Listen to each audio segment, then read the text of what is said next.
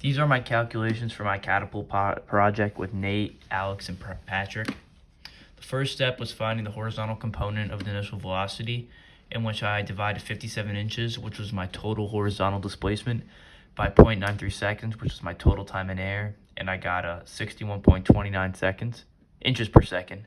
And then I divided 160.78, which is my total vertical displacement, by 0.93 seconds, which is the total time in air, and I got 172.83 inches per second.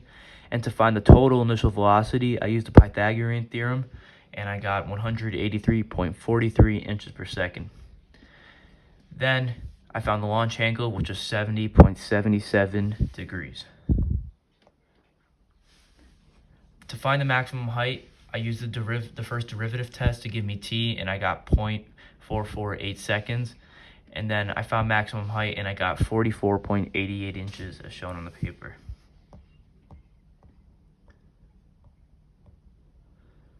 Then I found the projectile interval when it was increasing and decreasing.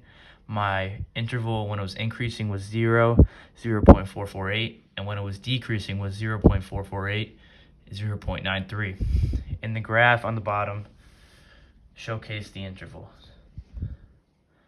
Then I found the velocity before and after the vortex, and I set some baselines.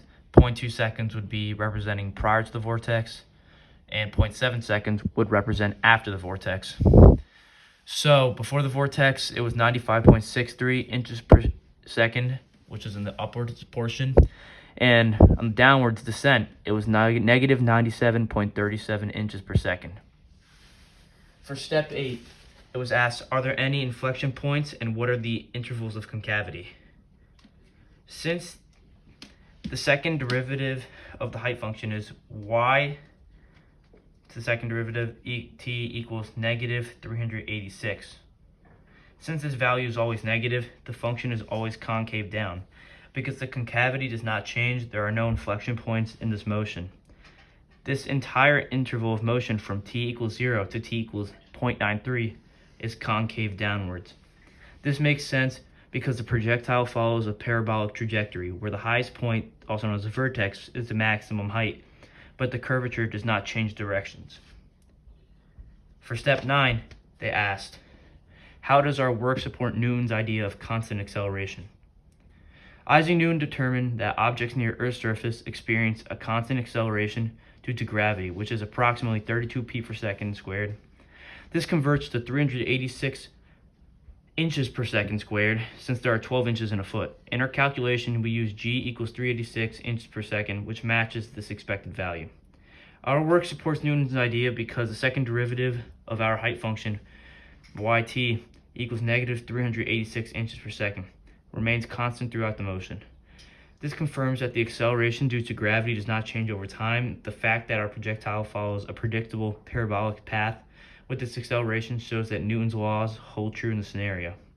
And finally, for step 10, why would an outdoor experiment have a larger margin of error?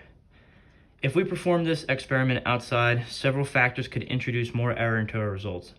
Air resistance could slow down the projectile down, affecting its velocity and time in the air. Wind could also alter the trajectory, making the motion less predictable. Additionally, measuring the exact launch height and time in an uncontrolled environment will be more difficult, leading to more small errors in our calculations. All of these could cause deviations from the ideal motion we assumed in our calculations, making the results less precise than in a controlled indoor setting.